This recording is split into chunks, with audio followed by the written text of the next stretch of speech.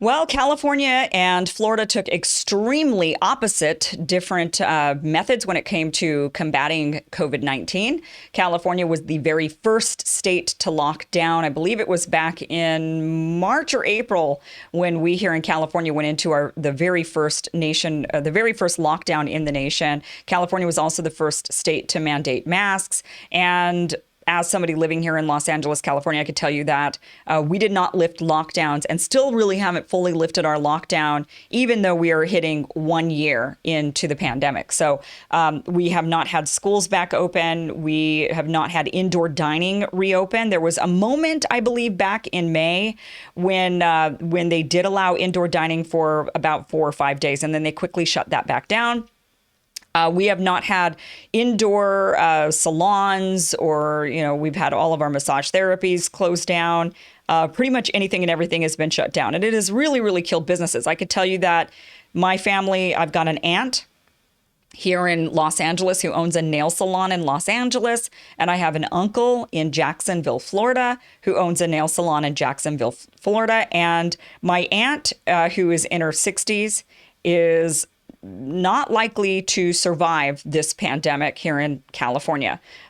She's been shut down the entire time, doesn't really have an outdoor space in order to reopen the salon. Plus, that's like a big, you have to rework everything and spend a lot of money on that. And even though she's had her business since 1988, it's not looking like she's going to survive it. And in her 60s, I'm not really sure how she's going to start back over again. So it's it's a moment of crisis for the family. My uncle in Florida, however, was able to open back up indoors and has been thriving. His business has been going just fine. It's a slightly diminished in sales, but not much, not enough to make him go under or even lay people off.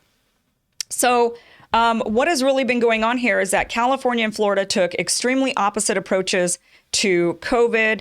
And it turns out that the two states, what has been the result? Now, remember, Ron DeSantis opened up Florida back in September. He says, that's it. We're dropping all closures and mask mandates. There's no mask mandate and there are no closures in the state of Florida. And everybody said back when Ron DeSantis did it that he was he's a murderous governor. People were going to drop dead, that we just had to wait 2 weeks and people would be dying in the streets of Florida, that it was going to be mayhem and that they were going to really, truly regret their choice. In fact, Anthony Fauci came out and said, Ron DeSantis is going to regret this. This is a horrible mistake. But what happened in Florida? So now we are months later, 6 months later, after Florida opened up, well beyond the 2 weeks. And what happened?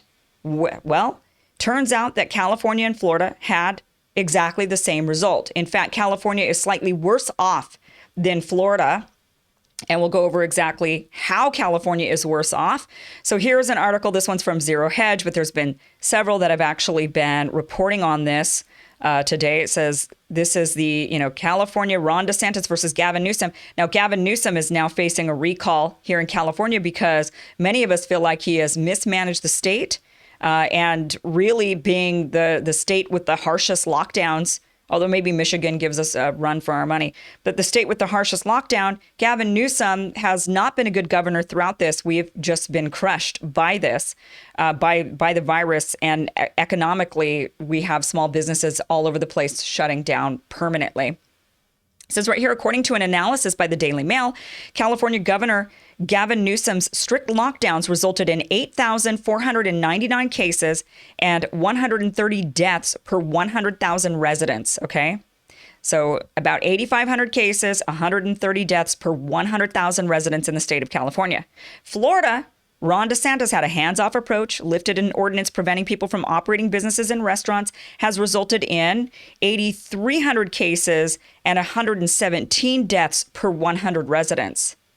So without lockdowns, with no mask mandate, I have several friends in Florida and they're telling me life looks like it's normal over there, that bars are packed and people are operating, going shopping, and a lot of people aren't wearing masks. Some places people wear masks, other places they don't, but that life has gone on pretty much as normal in Florida. How is it that California has 8,500 cases per 100,000 residents and 130 deaths per 100,000 residents when Florida has 8,300 and 117? They're better off right then and there, but it gets even more obvious when you actually look at the demographics of Florida and California. So some people say, well, you can't compare any two states. That's true. But you've got two sunshine states, right? You've got California, which is all nice weather, especially in Southern California. But Southern California is where COVID is being hit. People are being hit the hardest in Southern California. You've got Florida, which is also sunny. We've got beaches. We have similar clients. We grow a lot of oranges, both states, right? So there's a lot in common. We do have large Latino populations. They've got a lot of Puerto Ricans and Cubans. We obviously have a lot of Mexicans and those from El Salvador and Guatemala. So we've got a lot of the same demographics, except Florida has a much older population. Florida's old. We all know this, right? The joke is you live your life in some other state. One day you retire and you move to Florida. Florida's old. We all know Florida's old. Old people live in Florida, okay? So how is it that a state that has a much older population has fewer deaths and fewer cases when they have the most vulnerable population in the entire union? How is that possible? California's got a very young population, actually. But let's go ahead and look at this. These are some graphs from the Daily Mail that Zero Hedge put together a little bit clearer. I don't like using Daily Mail so much because they got all these ads that pop up. So we'll just give them credit verbally, but this is not their site. So right here, these are the cases. This is California versus Florida. Look at these difference in cases here. These are the new cases. This is from December to now. So, or actually, I believe this is probably middle of November until now, it looks like. And you can see California's cases versus Florida. So Florida's doing a lot better with no masks and no social distancing, guys. Okay. This makes you wonder what is really going on. And then here's California and Florida. These are deaths. California's deaths, Florida's deaths. So looking about the same, but one area is not wearing masks or socially distancing. And they're having indoor dining and you can go get a massage and the kids are in school, you know, all of those things. Here's another one. These are current hospitalizations. So California versus Florida, right? So I think a lot of people should be asking whether or not these lockdowns were necessary and do they work? Because clearly, when we're looking at regions of the world, even not just states, but we've had enough guinea pigs now. You know, it was one thing when it was like, okay, open at your own risk. Don't wear masks at your own risk. And it was an unknown, like what would happen. We had one country, Sweden, that said, okay, we're not going to do any of that because we want something sustainable. We don't think we're going to get rid of this virus anytime soon. It's going to be here for a while, maybe forever.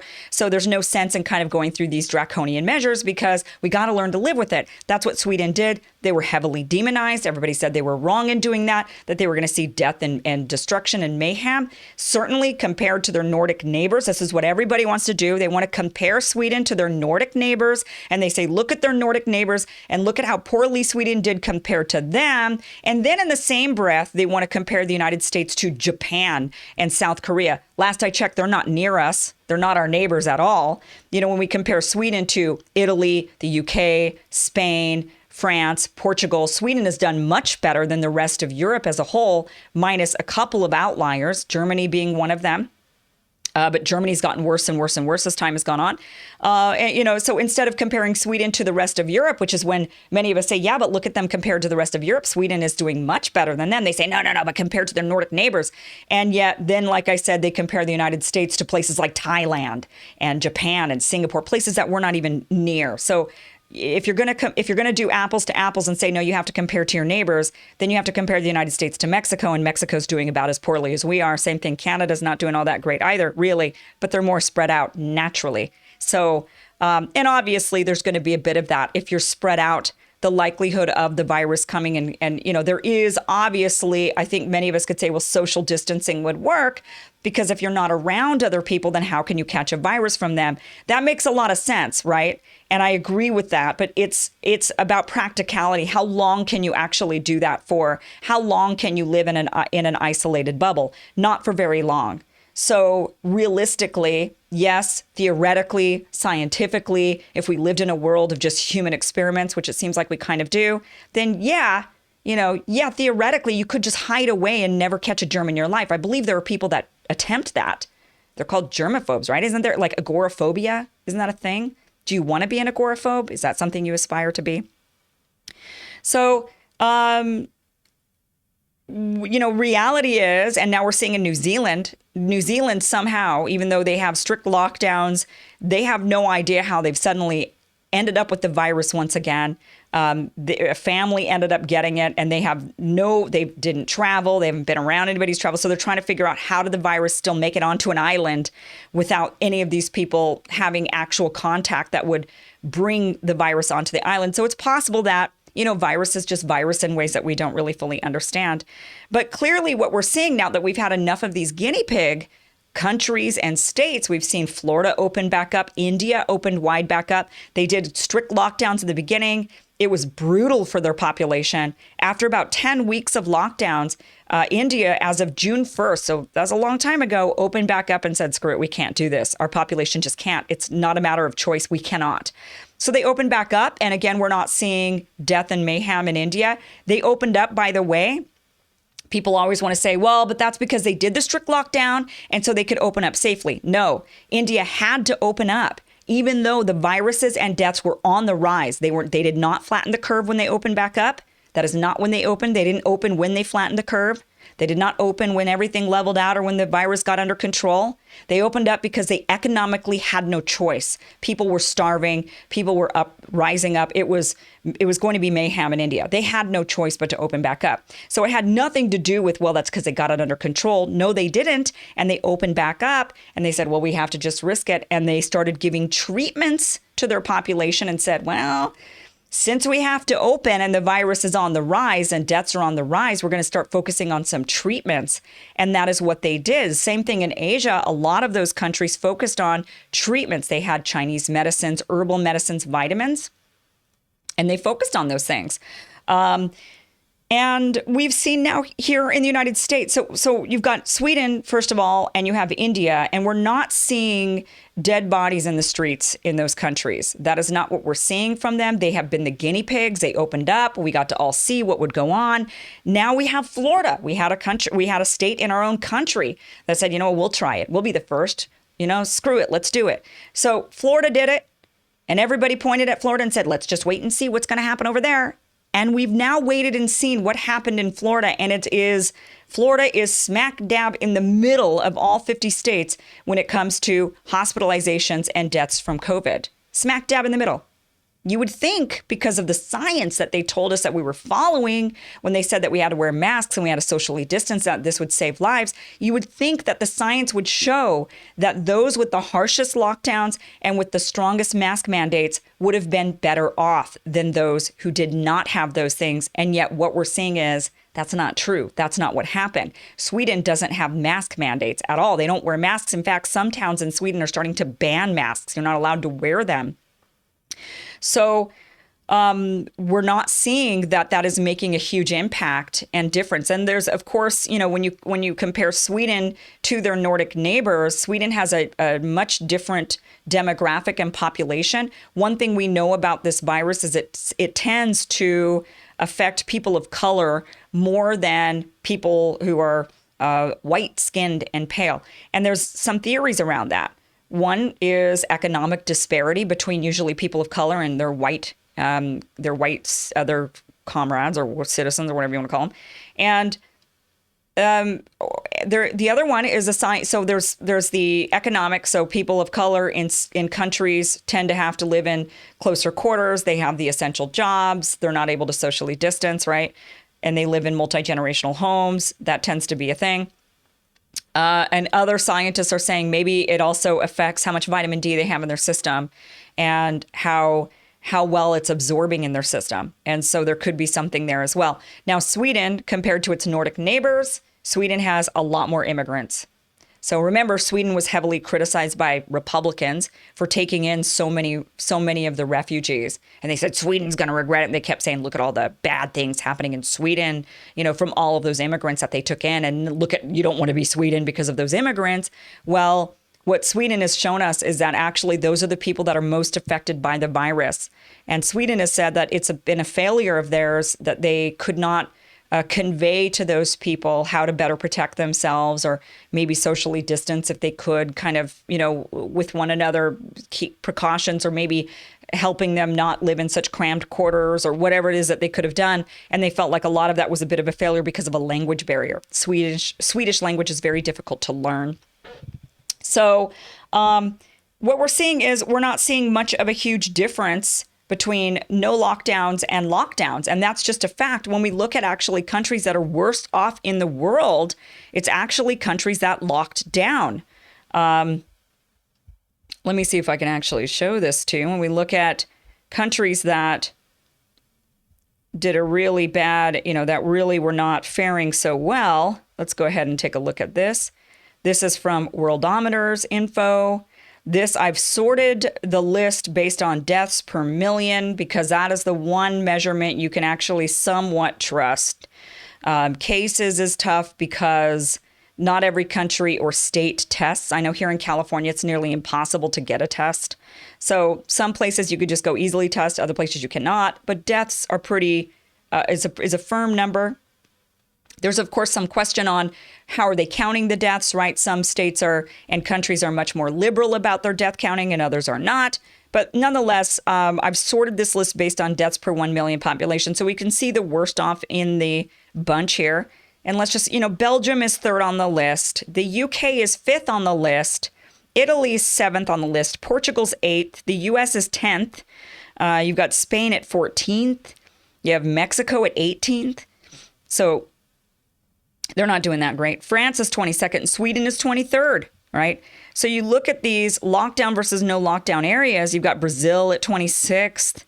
Another one that did no lockdown was actually Belarus. Belarus said, screw it. They said, drink vodka. They said, go sit in a sauna and drink vodka. That'll kill it. That's what the Belarusians said. I want to see but we can't really quite trust the info coming out of Belarus, but, let's see if we can find Belarus here. Okay, yeah. So Belarus is, but where are they on the list? I don't know if I can find exactly where Belarus falls on this list here, but what happened to it? Where did my list go? But nonetheless, and then let's look at the United States. By the way, Belarus is like way down there somewhere. I can't really find it, but they're not exactly the most trustworthy, but they're like, nobody ever talks about Belarus. Let's just find them because actually it'll be interesting to see where they do fall on this list. I might have missed them.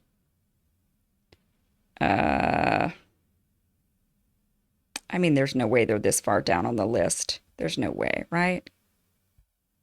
Oh, let me resort. Oh, Belarus is 93rd in deaths per million, 93rd, and they did nothing. So if you want to compare, if you're going to compare Sweden to like Denmark and Norway, well, Belarus is doing better than even them when it comes to that. And Belarus said, drink vodka, sit in a sauna. Let's go to the United States and see how the states are doing. We always just need to double check everything here. So here's all the states in the U.S. Let's go ahead and sort this deaths per million. Now we just went ahead and did this. And New Jersey and New York, worst off in the whole country. Surprise, surprise. And really, with the new information coming out from Cuomo and the fact that they've hit a bunch of deaths, and New York might actually be number one on this list, and New Jersey might be second on the list. Massachusetts, Rhode Island, Mississippi, you go down here, and what do you see? You see Florida on the list is way down here. They're at 27th. And California's 33rd in the nation. So, again, Florida has a much older population than California. So when you look at, and let me show you this also. Idaho, I spent a lot of time in Idaho because that's where I'm from and that's where my family is. I'm going there actually this weekend. I'll be there doing the show all next week from Idaho. And Idaho is 40th on the list. And let me just tell you about Idaho. We're talking a bunch of renegades in Idaho that were they were COVID deniers in Idaho, and they didn't wear masks, and they went to bars, and they went restaurants, concerts. All of that was open. Everything was open in Idaho. These guys, you're talking about red Idaho, where they were totally denying anything the vast majority of them. And they still ended up 40th, even with going to bars and restaurants and concerts, and all of that stuff was going on all throughout Idaho. No masks, no problem. So I think a lot of us, we need to assess the real science. When people keep saying, don't be science deniers, well, then don't be science deniers. I think at some point we have to say maybe the touted science is not exactly in line. I mean, they told us that if we locked down for 2 weeks that we would be fine, or that if we wore masks that we would be fine. And none of that, and quite frankly, guys, none of that's actually turned out to be really, there's nothing saying that that's actually true, that that's helpful. So the data isn't really corroborating those statements.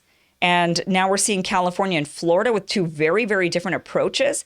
And those two states ended up still the exact same, essentially. Maybe even California slightly worse, just because California doesn't have such an older population. In fact, I think it says right here that Florida's, so 1/5, 21% of Florida's population is 65 years old.